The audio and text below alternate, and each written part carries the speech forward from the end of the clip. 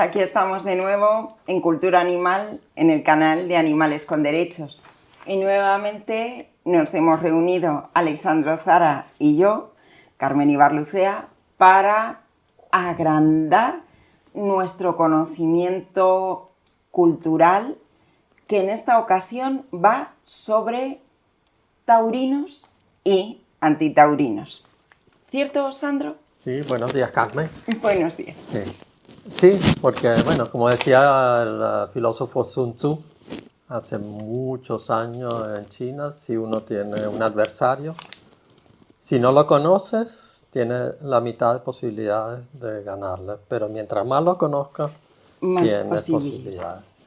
aumentan. Así que hoy día vamos a conocer tanto a nuestro adversario como a nuestros colaboradores y colaboradoras. Claro.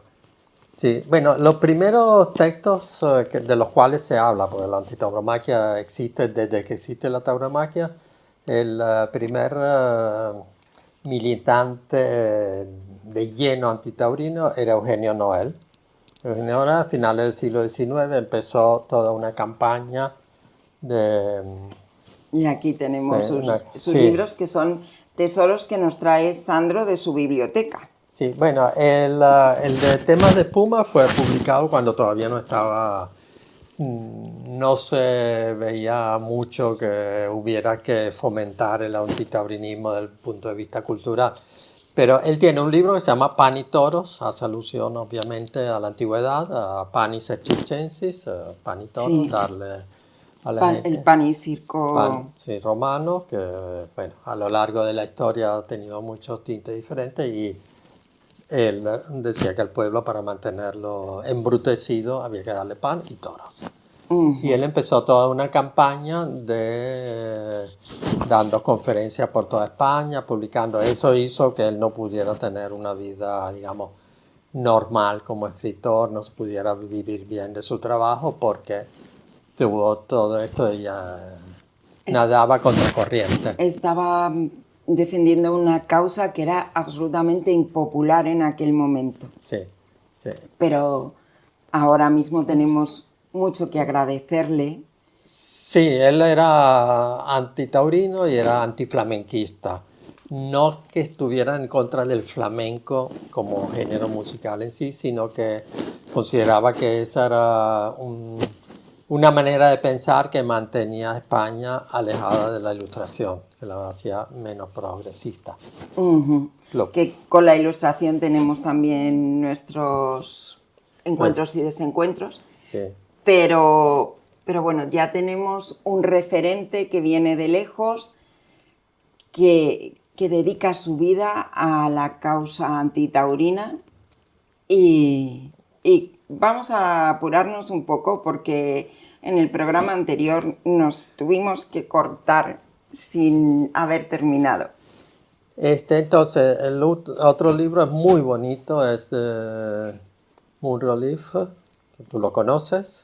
Esta es una de tantas ediciones, la de Robert Lawson. Después ha sido llevado al cine también, tanto por Walt Disney, que le dio posibilidades y ahora en años recientes también ha vuelto a ser llevado al cine. Sí, este es un cuento que no se sabe muy bien si está inspirado o no en la historia de Civilón, que es un cuento que hemos contado aquí en el canal, y que dicen que era el libro favorito de Gandhi, que fue prohibido en la Alemania nazi por ser considerado un libro pacifista, que estuvo prohibido aquí en España durante toda la dictadura de Francisco Franco, y que es un libro que nos habla de la realidad del herbívoro. No hay otra manera de decirlo, porque quienes hemos estado en contacto con vacas y toros sabemos que son como perros, solo que de tamaño grande. Sí, ahora es un libro, digamos, infantil. El libro Sí, que es uno un lee cuento. es un cuento. Yo creo que además va mucho más que de tauromaquia, va mucho de justicia, de democracia. Y fue publicado también en un momento que en Estados Unidos, así como lo que se está viviendo ahora, que la gran democracia del mundo está temblando, o sea, Sí. los cimientos están temblando. Pero es el libro que a mí me apetece leer a un niño para que se acueste a dormir. Es un libro muy bonito realmente. Sí, es muy poético. Sí. Y por eso Walt Disney le dio el filón. Sí. Esta es la reedición de los textos de Manuel Vicente. Después, digamos que después de Eugenio Noel, hay un gran salto en el siglo XX en que no hay una figura de renombre que esté en el imaginario colectivo como el antitaurino. Y Manuel Vicente era un columnista del País y él constantemente publicaba sus columnas coincidiendo con las ferias taurinas, con San Isidro, con Bilbao, con Pamplona, y eran unas columnas. Esta es una recopilación de sus columnas. La primera vez se publicó en 2002. Posteriormente reunió aquí a otro gran antitaurino, Rábago, conocido como El Roto, que tiene unas imágenes, ¿verdad? Que esas imágenes Sí. que valen más que 1.000.000 de palabras. Son imágenes con una fuerza y aquí, por ejemplo, a mí esta imagen me encanta porque es lo que siempre decimos, ¿no? La tauromaquia va unida fuertemente a un sesgo de clase y de economía, porque se llevan mucho dinero. Así que este banderillero vestido de empresario capitalista Con los dólares a lo largo Sí. de la banderilla. es, Sí, es muy llamativa. Sí. resume todo lo que tenemos, por ejemplo, en la web de Esto lo pagas tú. Sí, Manuel Vicente probablemente no tenga un pensamiento tan estructurado como otros activistas y otros filósofos antitauristas. Es muy emocional, pero la emoción también es lo que arrastra a la gente. Y durante muchos años, lo dicho, en el país, que además tenía Su sección taurina, todavía la tiene, pero tenía un enorme escritor que era Joaquín Vidal, que escribía de una manera tan maravillosa que si uno disociaba la tauromaquia, realmente le apetecía leer la crónica taurina de Joaquín Vidal.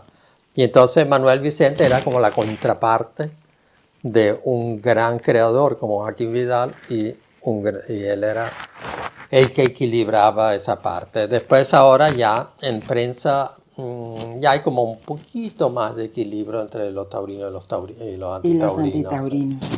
Sí. Aquí has traído un libro, que este libro yo no Es lo precioso, conozco. sí. Este lo traigo más que nada, es otro libro también para niños, es la historia de un toro. El de Murro Leaf es más sobre democracia y sobre justicia. Este profundiza más, este también, bueno, lo que se quiere leer un antitaurino es decir, mover conciencia, hacer ver un niño que se entera de lo que es la tauromaquia y le parece injusta. Ujú. ¿No? O sea, todavía no le han lavado el cerebro en el sentido Sí, de que hay que... de que han sembrado la semilla de la tradición, la cultura y la separación humano-animal.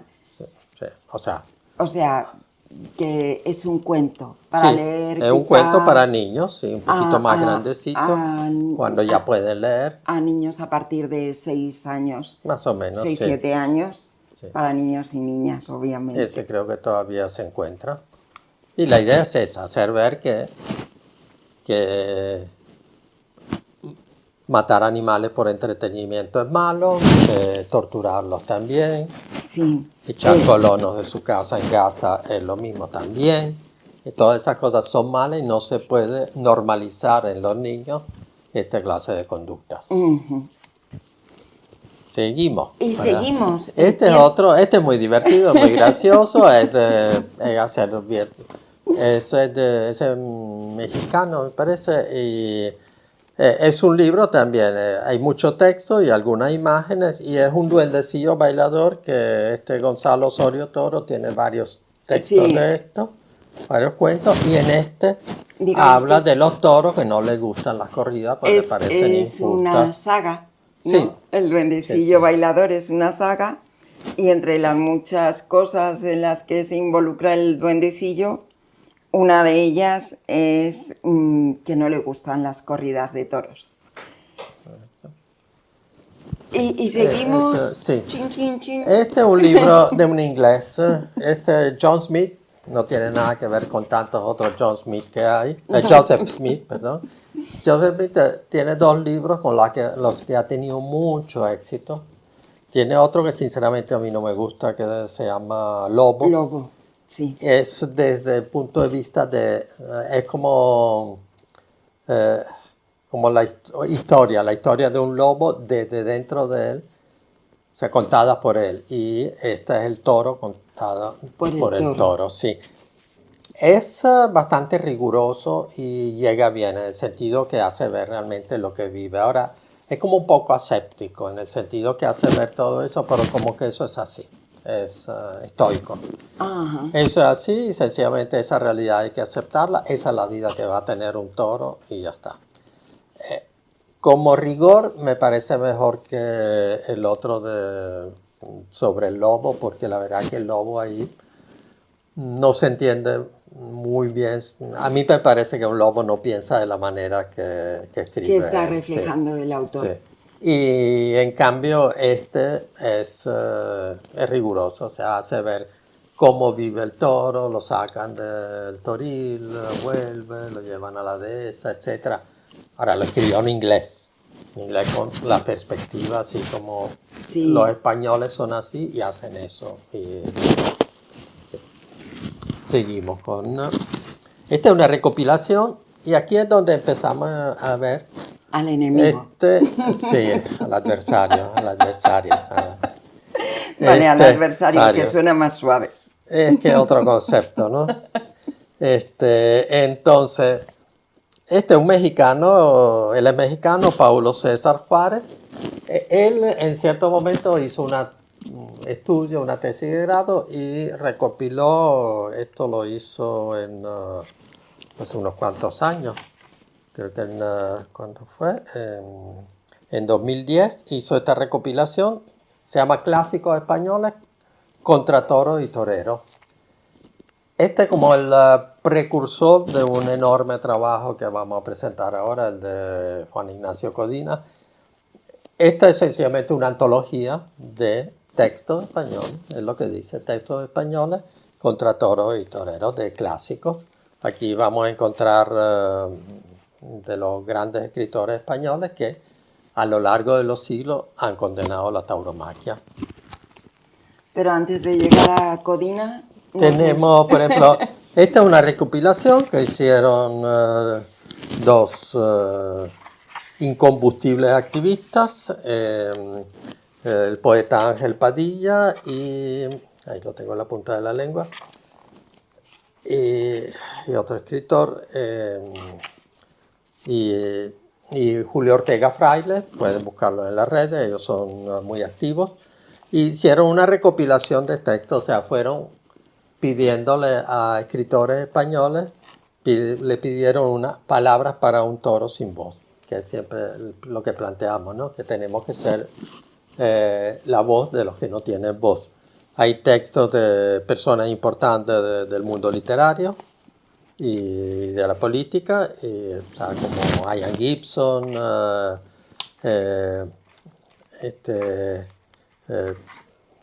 Fernando Delgado, Fernando González Gonzo, o sea, personajes que están en el mundo cultural, en el mundo conocido, son muy conocidos y que tienen su faceta antitaurina, o sea, son declaradamente antitaurinos. Esto se publicó en el 2012 y, o sea, estamos pensando, hace 13 años, esto fue realmente innovador en ese momento. Es de otra editorial que se llama Editorial ADE, Ediciones ADE, que ha publicado unos cuantos libros también son activistas y han publicado cosas cuando nadie más quería publicarlas. Y de ahí aquí pasamos a Elena Escoda Casas. Sí, Elena Escoda, ya aquí hablamos de quizás porque el libro de clásicos españoles era un libro, bueno, es un libro, una antología. Para aquí es un estudio comparado, creo que esta fue su tesis de grado de Elena. Es un libro bastante conciso que hace ver la evolución desde un punto de vista crítico de la tauromaquia. Es interesante porque realmente yo creo que es el primer estudio con un rigor académico así, porque si vais a las librerías, ahora ya no tanto, pero antes durante la feria de San Isidro, todas las librerías o la feria de Sevilla, todas las librerías se llenaban de libros taurinos, porque los taurinos han escrito mucho, han publicado mucho, han tratado de dignificar, de elevar la imagen, de blanquear la imagen de la tauromaquia al máximo. Sí, pero también porque lo consideran un fenómeno cultural importante, incluso un fenómeno espiritual. A mí me han planteado muchas veces que la tauromaquia es una especie de sublimación del sacrificio de nuestro Señor Jesucristo. Sí, hasta ahí llegan. Hasta ahí llegan. Eso sería para hablarlo en profundidad con alguien que conozca la mente y el espíritu humano, porque para mí es sorprendente.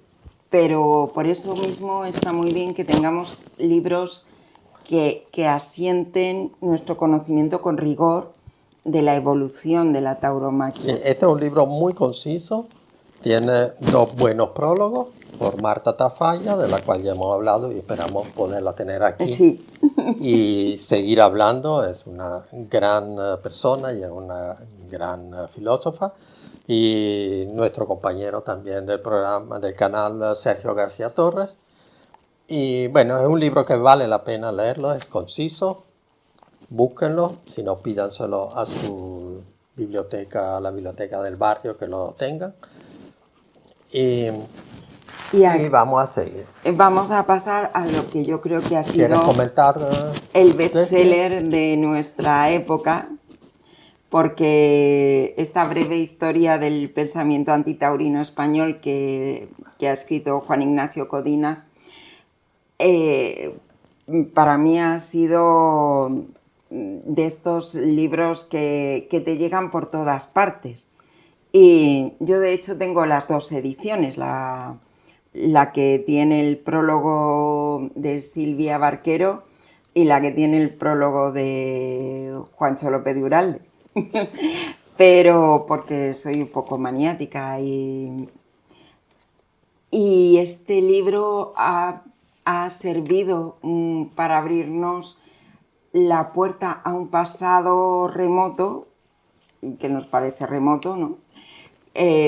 Sobre personalidades que son fundamento de la cultura española, como Alfonso X el Sabio, y que han sido grandes antitaurinos. Y ya empezando por ahí, nos rompe muchos esquemas este libro. Sí, este libro es una gran herramienta. Yo creo que debería estar en la biblioteca de cualquier persona que quiera trabajar, que considere que la tauromaquia es su adversario. Breve historia significa que Juan Ignacio hizo una tesis de grado que la podéis encontrar en internet, se puede descargar gratuitamente y creo que está en 2 partes y no sé si las 2 partes son 1200 páginas o si cada una de las partes es un trabajo colosal realmente. Cuando los compañeros de Plaza y Valdés le plantearon hacer el libro, le dijeron, haz un libro que la gente pueda leer, y efectivamente esto se puede leer. El concepto de este libro es muy sencillo, es que el pensamiento antitaurino es tan antiguo como la tauromaquia. Siempre han ido de la mano. Sí, está muy, muy bien escrito. El único límite, que no frontera, el único límite que tiene es que tiene una sección de lo que es el antitaurinismo reciente, y eso obviamente está hasta cierto momento, porque eso esa es una historia que seguimos escribiendo. Sí, y lo bueno es que si han visto el programa anterior, el que le dedicábamos a la fotografía, se estarán dando cuenta de que hay un desequilibrio.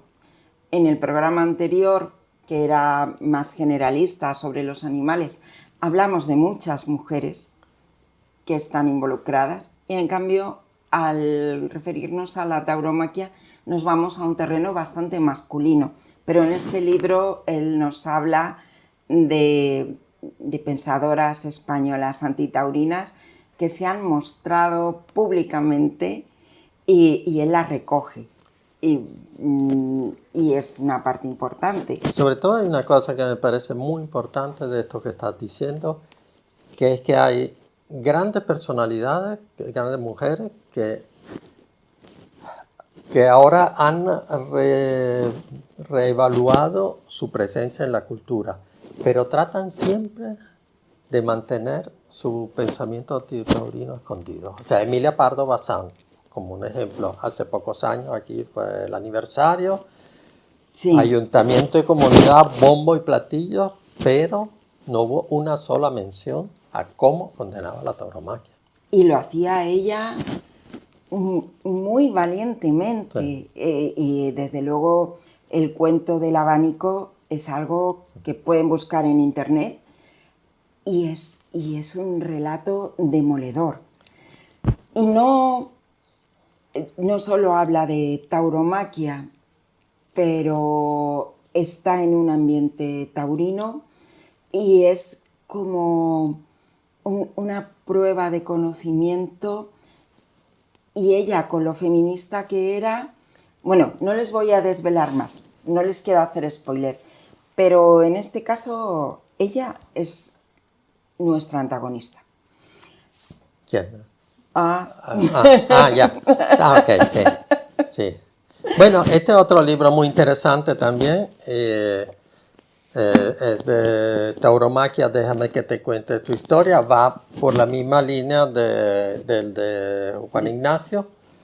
Tiene otra estructura, o sea, habla, pero la línea central es la misma. Es que la tauromaquia, siempre hubo un sector de la sociedad que abría los ojos y la condenaba. Entonces, es un estudio, una recopilación de todas las grandes personalidades que se han manifestado en contra de la tauromaquia, y también de las que han defendido la tauromaquia de una manera tan desmontable. Porque realmente cuando uno lleva unos cuantos años yendo a tertulias, debates, ve que los taurinos, así como pueden decir de nosotros que somos cansinos porque decimos que el toro sufre, que es una realidad, que no vale la pena, que no es justo hacer sufrir a un animal por un entretenimiento, los argumentos de los taurinos siempre son los mismos, con la diferencia que son que no se sostienen. Porque nadie puede negar, incluso ni siquiera los toreros, niegan que el toro sufre. Y en cambio, ellos tienen todos unos argumentos tan poco sustentables. Sí. Sí.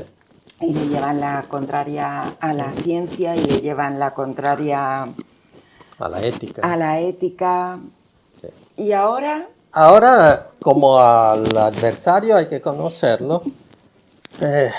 Este es un ejemplo, este es el Cosío. Este es un tomo, creo que son 24 tomos. Sandro, 24 tomos, pero ¿tú los tienes? No, de hecho yo tengo este porque me lo encontré en un mercadillo por 50 céntimos. Cualquier libro taurino vale la pena hojearlo, porque realmente es como una cosa de historia, ¿no? Nadie puede decir que no existió la Segunda Guerra Mundial. Sí, o las cruzadas, o... Sí, pero esto trae muchísima información sobre el adversario. El adversario, si lo conocemos, nuestras posibilidades de vencerlo aumentan. Sí. Ahora, este es un libro totalmente taurino. Ahora, hay casos, por ejemplo, este que tiene, Este esto llama mucho la atención, llama ¿verdad? muchísimo la atención. Enrique Tierno Galván, Enrique Tierno Galván, nuestro adorado alcalde, el que quería modernizar Madrid, que por un lado lo logró hacer, el de pero la fíjense, movida, pero tiene este libro que se llama Los toros, acontecimiento nacional. Es muy, muy curioso, para decirlo de alguna manera, porque el prólogo es de un tal Duque de Alba, que no define, solamente está definido así. Y el Duque de Alba en el prólogo cuenta que le parece muy extraño que muchos años antes Enrique Tierno Galván haya publicado un libro sobre toros,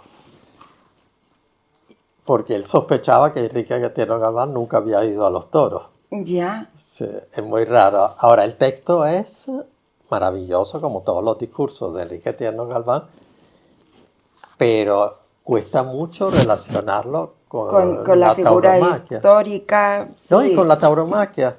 No, y con la figura histórica, el recuerdo que ha dejado en nosotras Enrique Tierno Galván de apertura social, de deseo de justicia. Claro, o sea, él se centra mucho sobre el tema que, que nadie puede negar, que hay una gran como fraternidad entre la gente que entra a una plaza de toros a ver cómo despedazan a un animal.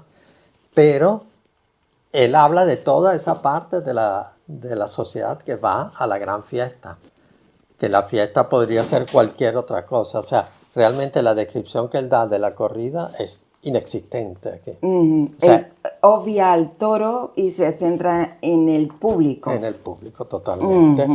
Pero es interesante y es interesante también ubicar los personajes que, Sí, como tantos otros que tenemos, que a lo mejor fueron nuestros ídolos de juventud, como Serrat, como Sabina, etcétera, y después tenían su lado oscuro y lo siguen sí. teniendo. Y llegamos a un libro que yo no conocía y me parece súper interesante. El drama oculto, Buñuel, Dalí, Falla, García Lorca y Sánchez Mejía. Es un libro de Emilio Valdivieso Miquel. Sí. Es interesantísimo. ¿Qué nos Este es cuentas? un libro objetivo realmente, no nos habla ni en favor ni en contra, pero habla de estas personalidades. O sea, Emilio Valdivieso Miquel es un psicólogo o un psiquiatra. Sí, Él lo ve desde el punto de vista de patología. Y entonces él demuestra que ciertas aficiones de estos grandes creadores realmente eran una respuesta a sus problemas interiores que en otro momento de la historia habrían sido tratados clínicamente. ajá. Es súper Sí. interesante. Yo creo que necesitamos todas las personas antitaurinas este libro en nuestra biblioteca. Claro, es que no puede ser criticado. O sea, los taurinos no pueden decir, es que eran un antitaurino. No, este no es psiquiatra. Sí, sí. Es un trabajo científico. Quería mencionar un texto que, como no lo tengo físicamente, Ajá. pues yo tengo el vicio de prestar los libros y la gente tiene el Sí, oficio de no devolverlo. Sí. sí, No, me no, incluyo en yo ese cuando grupo. te doy un libro es para que no me lo devuelva. Pero Menos mal. hay un texto que se llama Tercio de Muerte de Enrique Nafría Prada, que si lo encuentran es también una herramienta para tener argumentos para luchar contra la tauromaquia. Enrique Nafría es, pueden buscarlo por ahí, creo que es educador canino también y está muy involucrado en activismo, está involucrado contra la actividad cinegética. Y él se dio cuenta que cuando él empezó a ir a refugios, tenía todos estos perros, los desechos de la casa, se dio cuenta que el resto de la gente que ayudaba y que eran muy cariñosos y muy justos y que condenaban la caza, pero de repente iban a los toros. O sencillamente no condenaban los toros. Y entonces hizo ese libro que es también una herramienta. El prólogo es de José Enrique Saldívar, que como todos debéis Sí. saber es el presidente de la Asociación de Veterinarios contra la tauromaquia y el maltrato animal.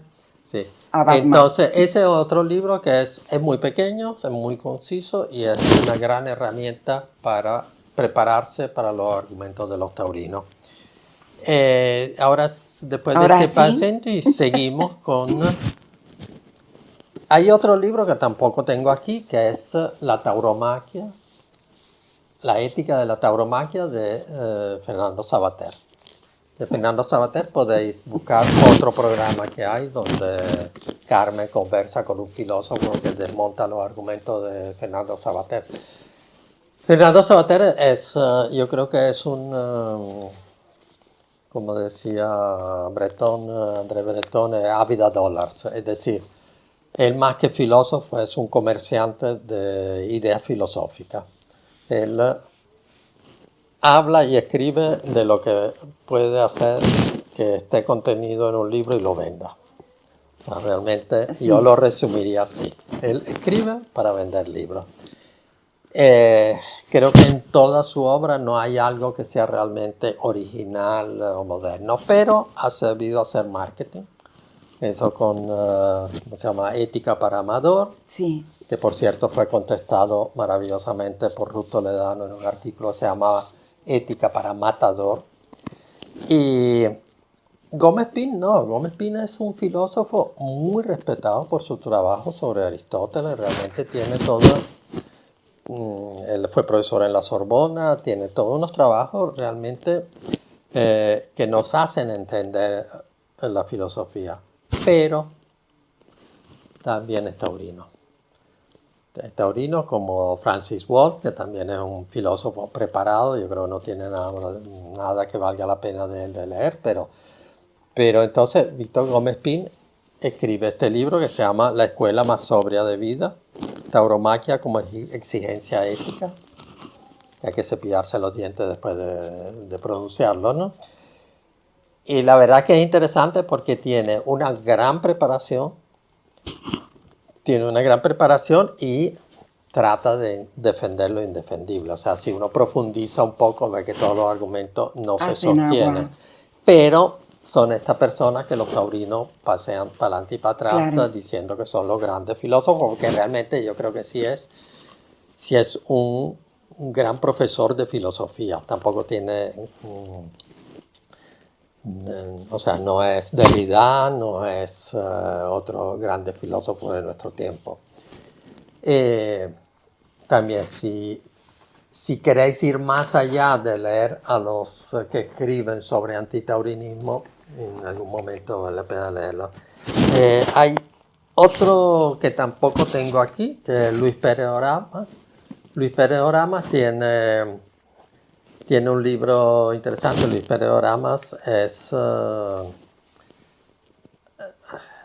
ha sido comisario del MoMA de Nueva York, que es un gran historiador del arte, y tiene un libro que se llama Olvidar la muerte, que sería lo equivalente de esto, es Historia del pensamiento del toreo desde América, o sea, desde, más o menos sigue la línea de Gómez Pin, desde Hacho, que es la gran plaza de toros, la más antigua de América, y Ronda, que supuestamente es la más antigua de aquí de España.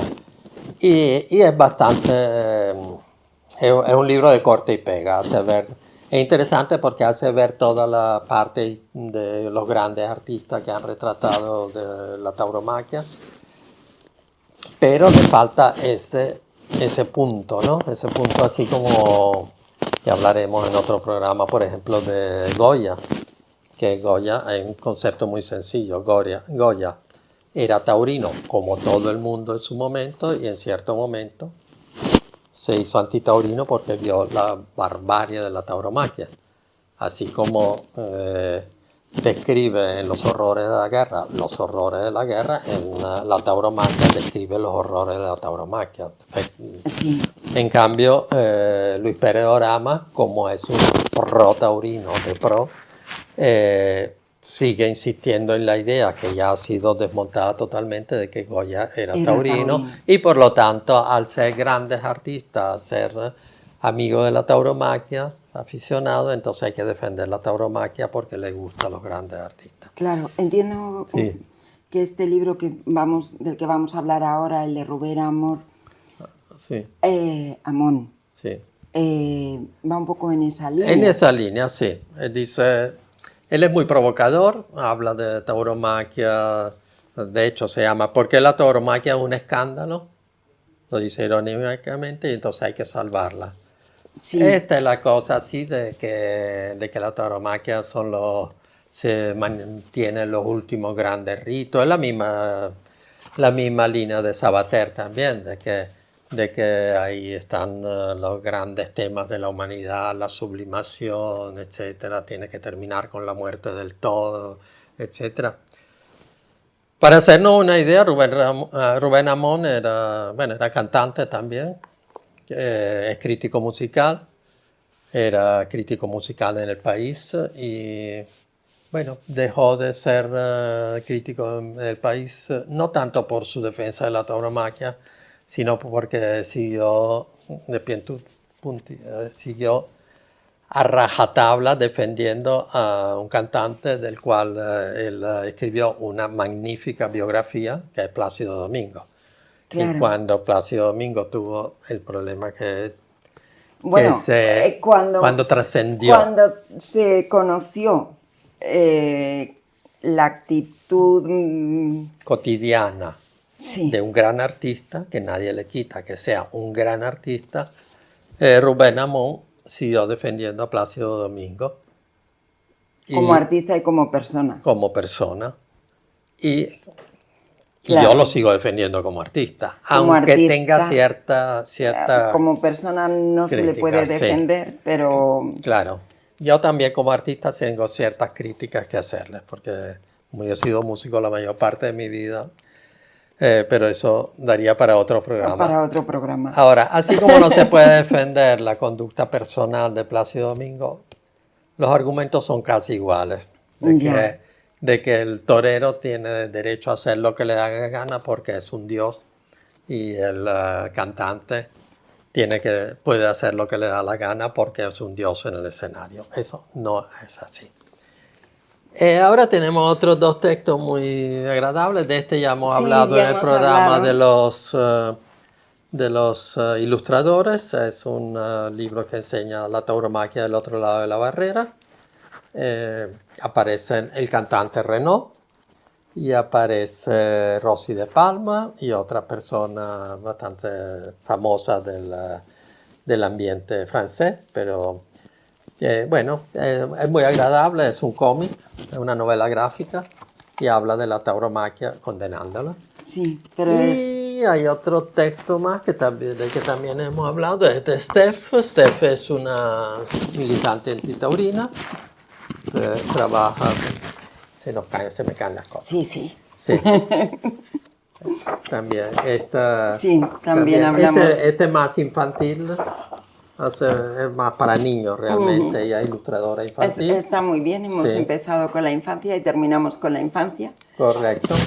Sí. Esto es muy bonito, esto es la muy dedicatoria bonito, hecha por ella misma. No es que yo sea importante o que seamos grandes amigos, es que esto es el proyecto de un crowdfunding y los primeros libros venían dedicados. Sí. Y bueno, yo creo que por hoy hemos llegado y queríamos concluir con una cosa muy interesante que yo creo que es así como los taurinos siempre se llenan la boca diciendo que Picasso era taurino, que después hemos visto que hay ciertas conductas personales de Picasso que tampoco son defendibles. Goya era taurino, este era taurino, y García Lorca era taurino. O sea, nadie garantiza que una persona como García Lorca hoy en día hubiera sido taurino. Y desde luego lo que nos deja en su libro Poeta en Nueva York es una sensibilidad clara hacia el dolor de los otros animales. Y como no podemos saber qué hubiera pasado una vez que él regresa a España, porque es cuando toda esa gente que se llena la boca con que era taurino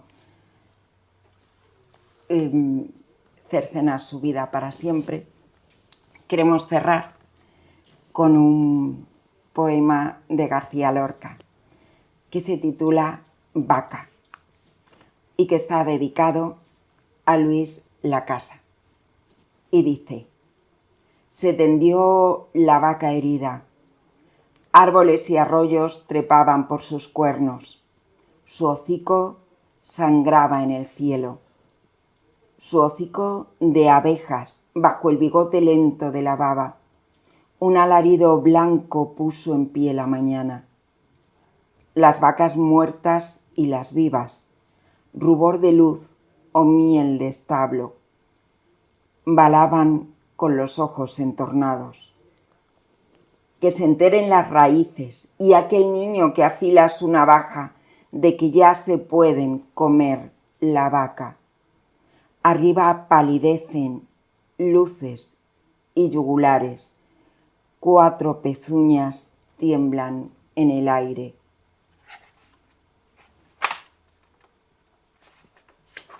Que se entere la luna y esa noche de rocas amarillas, que ya se fue la vaca de ceniza, que ya se fue balando por el derribo de los cielos yertos, donde meriendan muerte los borrachos. Son pocos, pero deberíamos aplaudir. Pues hasta aquí nuestro programa de cultura animal. Alexandro, Sara, muchas gracias por traernos esos pedazos de tu biblioteca. Gracias a ti por darme con quien hablar de todos estos libros que no tienen por qué dormir en un estante. Pues nos vemos en un próximo programa. Sí.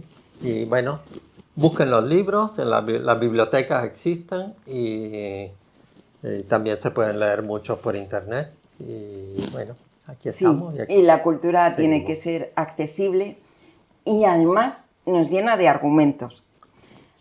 Así que seguiremos hablando de cultura para la defensa de los animales. Y así como los 6 toros de una corrida, terminamos este 6º programa de cultura animal. Hasta la vista. Hasta la vista.